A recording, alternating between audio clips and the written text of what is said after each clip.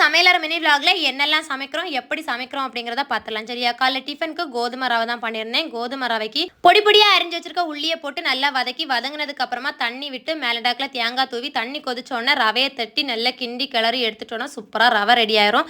அதுக்கப்புறமா நம்ம கன்னியாகுமரி ஸ்பெஷல் மரக்கறி கூட்டு. மரக்கறி கூட்டுக்கு முதல்ல கடுகு தாளிச்சு தக்காளி வெங்காயம் பச்சை மிளகாய் எல்லாத்தையும் போட்டு நல்லா வதக்கிக்கோங்க. வதங்கினதுக்கு அப்புறமா வெட்டி வச்ச காய்கறிகளை எல்லாம் போட்டு மஞ்சள் பொடி உப்பு தூவி நல்லா கிண்டி கிளறி மூடி வச்சிருங்க. காய்கறி நல்லா வேகட்டும். காய்கறி வெந்த பிறகு நம்ம அது கூட அரப்பு சேர்த்துக்கலாம். அரப்பு கூட ஜீரகம் வெளுத்துள்ளி சின்ன வெங்காயம் எல்லாம் சேர்த்துருக்கேன். கூடவே அரைக்காய் தேங்காயும் கொஞ்சம் சேர்த்துருக்கேன். அப்போ தான் அரப்பு கூட இருக்கும்.